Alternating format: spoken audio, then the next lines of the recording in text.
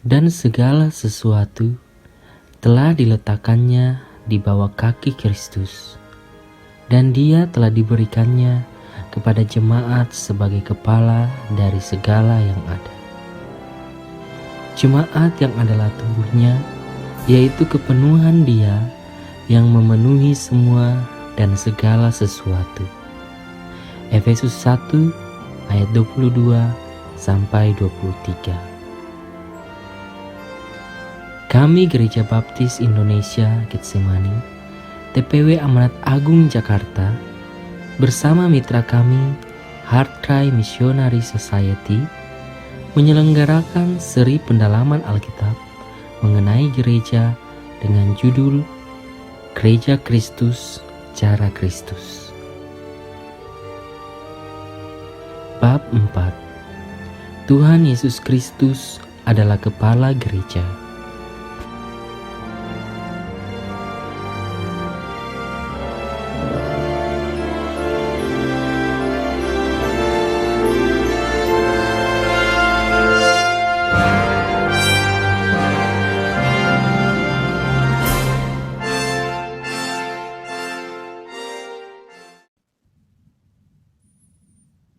Dalam bab ini, kita akan mempelajari kebenaran Alkitab bahwa Tuhan Yesus Kristus adalah yang terutama dalam pikiran dan rencana Allah. Keutamaan ini besar dampaknya bagi seluruh alam semesta, terutama bagi gereja. Kristus adalah kepala gereja, artinya Dia bukan hanya mengepalai dan berdaulat atas jemaat, tetapi juga menuntun, menopang, dan menguduskan mereka dengan kasih-Nya.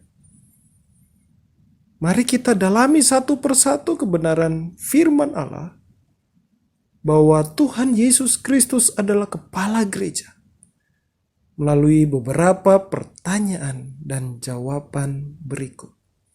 Yang pertama, mari dengarkan Efesus pasal 1 ayat 9 sampai 10 yang berbunyi, sebab Ia telah menyatakan rahasia kehendak-Nya kepada kita sesuai dengan rencana kerelaan-Nya, yaitu rencana kerelaan yang dari semula telah ditetapkannya di dalam Kristus sebagai persiapan kegenapan waktu untuk mempersatukan di dalam Kristus sebagai kepala segala sesuatu, baik yang di sorga maupun yang di bumi. Berdasarkan Efesus pasal 1 ayat 9 sampai 10, apakah tujuan atau rencana Allah Bapa bagi anak tunggalnya Yesus Kristus bahkan sebelum dunia dan alam semesta ini dijadikan?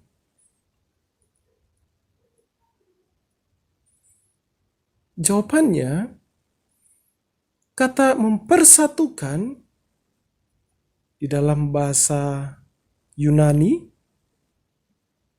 anakephalaio, berarti menjumlahkan seluruh, menyatukan atau menuju ke. Dari kata ini, kebenaran yang hendak disampaikan ialah bahwa Allah telah menetapkan untuk memperdamaikan atau mempersatukan segala sesuatu di langit dan bumi, yaitu seluruh ciptaan di bawah kepemimpinan atau kedaulatan Kristus sebagai kepala. Karya Tuhan Yesus Kristus di Kalvari merupakan inti sejarah. Kristus sendiri adalah tokoh inti dalam sejarah. Seluruh ciptaan telah tundukkan ke dalam pemerintahan Kristus Yesus yang berdaulat. Makna dan tujuan hidup ciptaan adalah untuk tunduk pada kehendak Tuhan Yesus Kristus. Ini berlaku bagi seluruh ciptaan, apalagi bagi gerejanya. Nomor yang kedua, berdasarkan Efesus pasal 1 ayat 20 sampai 23, bagaimana Allah Bapa mengenai tujuan atau rencana bagi anaknya yang dinyatakan dalam Efesus pasal 1 ayat 9 sampai 10. Dan bagaimana umat Allah menyikapi hal itu? Berdasarkan Efesus 1 ayat 20 sampai 21 yang berbunyi, yang dikerjakannya di dalam Kristus dengan membangkitkan Dia dari antara orang mati dan menundukkan Dia di sebelah kanannya di sorga, jauh lebih tinggi dari segala pemerintah dan penguasa dan kekuasaan dan kerajaan dan tiap-tiap nama yang dapat disebut, bukan hanya di dunia ini saja, melainkan juga di dunia yang akan datang.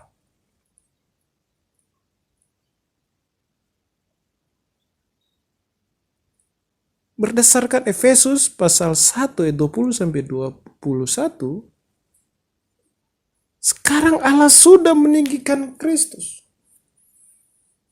di sebelah kanannya, yang dapat kita baca juga di dalam Ibrani pasal 1 ayat 3. Kenyataan ini dijelaskan dalam Filipi 2 ayat 9 sampai 11 secara luar biasa. Karena Yesus Kristus bersedia merendahkan diri dan mati bagi umatnya, maka Allah sangat meninggikan Dia dan mengaruniakan kepadanya nama di atas segala nama, supaya dalam nama Yesus Kristus bertekuk lutut segala yang ada di langit dan yang ada di atas bumi dan yang ada di bawah bumi, dan segala lidah mengaku Yesus Kristus adalah Tuhan bagi kemuliaan Allah Bapa. Perhatikan nubuatan di dalam Daniel pasal 7 ayat 14 juga membenarkan kenyataan itu. Lalu diberikan kepadanya kekuasaan dan kemuliaan dan kekuasaan sebagai raja, maka orang-orang dari segala bangsa, suku bangsa dan bahasa mengabdi kepadanya. Kekuasaannya ialah kekuasaan yang kekal, yang tidak akan lenyap, dan kerajaannya ialah kerajaan yang tidak akan musnah. Yang B, berdasarkan Efesus 1 ayat 22 sampai 23 yang berbunyi, dan segala sesuatu telah diletakkannya di bawah kaki Kristus, dan Dia telah diberikannya kepada jemaat sebagai kepala dari segala yang ada. Jemaat yang adalah tubuhnya, yaitu kepenuhan Dia, dan memenuhi semua dan segala sesuatu. Berdasarkan Efesus 1 ayat 22 sampai 23, kedaulatan Kristus Yesus atas seluruh ciptaan juga meliputi jemaatnya yang telah Dia beli dengan darahnya sendiri, yang dinyatakan di dalam Kisah Rasul pasal 20 ayat 28, 1 Petrus pasal 1 ayat 18 sampai 19. Kristus Yesus, kepala jemaat, dan jemaat adalah tubuhnya. Jadi gereja harus tunduk pada pemerintahan Tuhan Yesus Kristus dan menerima kepenuhan hidup di dalamnya, hikmatnya dan kuasanya. Gereja akan bertumbuh hanya jika gereja taat kepada firman Kristus, yaitu Alkitab, dan bersandar kepada kuasanya dalam doa. Yang ketiga, menurut ayat-ayat berikut, apa kehendak Allah mengenai keutamaan Kristus dalam gereja? Dan bagaimana kita yang adalah jemaat meresponi kebenaran ini? Mari kita lihat yang pertama, di dalam Roma pasal 8 ayat 29 yang berbunyi, sebab semua orang yang dipilihnya dari semula, mereka juga ditentukannya dari semula untuk menjadi serupa dengan gambaran anaknya, supaya ia, anaknya itu, menjadi yang sulung di antara banyak saudara. Dalam kebudayaan Israel kuno, anak laki-laki yang sulung menerima otoritas, kehormatan, dan hak istimewa melebihi saudara-saudaranya. Penyebutan bahwa Kristus sebagai yang sulung bukan berarti sebelumnya ia tidak ada lalu dijadikan sebagai ciptaan. Istilah sulung menunjukkan kedudukan dan keistimewaannya melebihi semua saudaranya dalam jemaat. Ia bukan yang sulung di antara anak-anak yang setara, tetapi yang sulung dan satu-satunya, tiada yang setara dengan dia. B.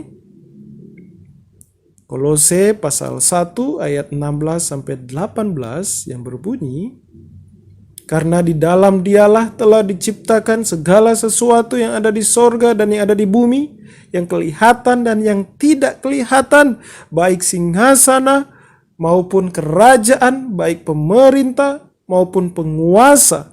Segala sesuatu diciptakan oleh Dia dan untuk Dia. Ia ada terlebih dahulu dari segala sesuatu dan segala sesuatu ada di dalam Dia.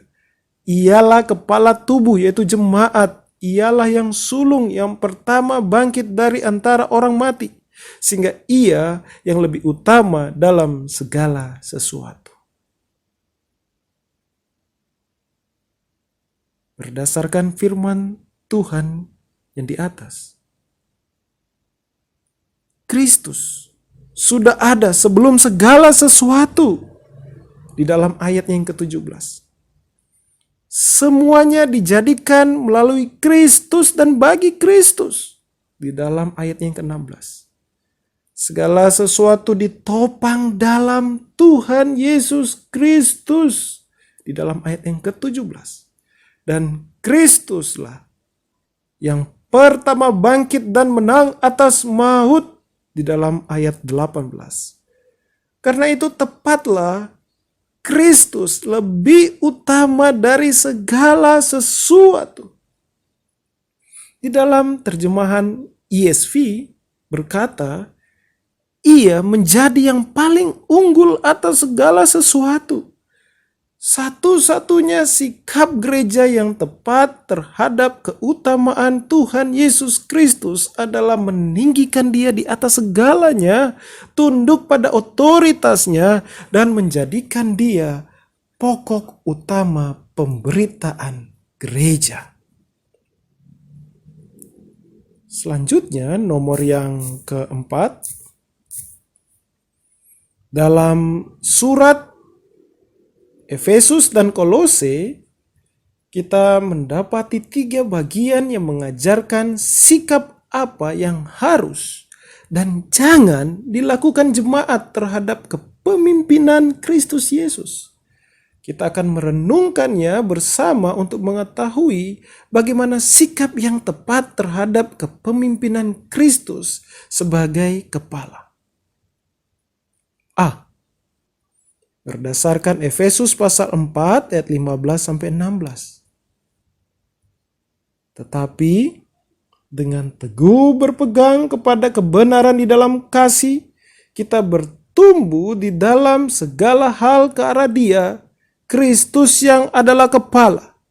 Daripadanya lah seluruh tubuh yang rapi tersusun dan diikat menjadi satu oleh pelayanan semua bagiannya, sesuai dengan kadar pekerjaan tiap-tiap anggota, menerima pertumbuhannya dan membangun dirinya dalam kasih. Demikianlah firman Tuhan di dalam Efesus pasal 4 ayat 15-16. Bagaimana sikap yang tepat terhadap kepemimpinan Kristus? Jawabannya, satu-satunya sikap yang tepat dari jemaat terhadap kepemimpinan Kristus adalah menyelaraskan diri agar serupa dengan gambarannya. kedewasaan rohani dalam gereja maupun dalam diri masing-masing orang percaya terwujud melalui keserupaan kita dengan Kristus Yesus dalam ajaran, karakter, dan gaya hidup. Kedewasaan kita dicapai melalui pelayanan firman sesuai konteks masing-masing gereja lokal. Yang B,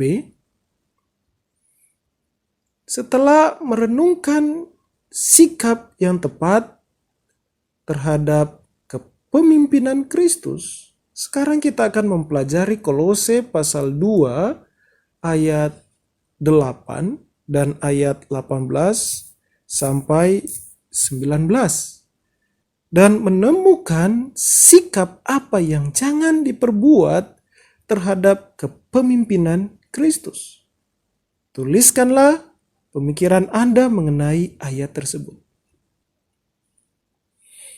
Mari kita lihat ayat yang 8. Kolose pasal 2 ayat 8 yang berbunyi, hati-hatilah supaya jangan ada yang menawan kamu dengan filsafatnya yang kosong dan palsu menurut ajaran turun-temurun dan roh-roh dunia, tetapi tidak menurut Kristus.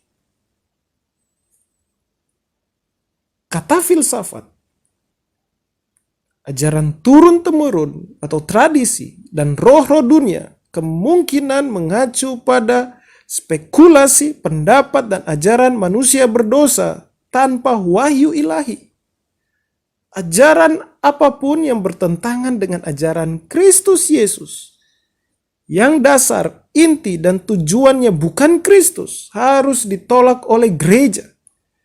Tidak ada jalan tengah atau kompromi. Pilihan bagi gereja hanya dua: ditawan oleh Kristus atau dibelenggu oleh filsafat kosong dan pemikiran manusia.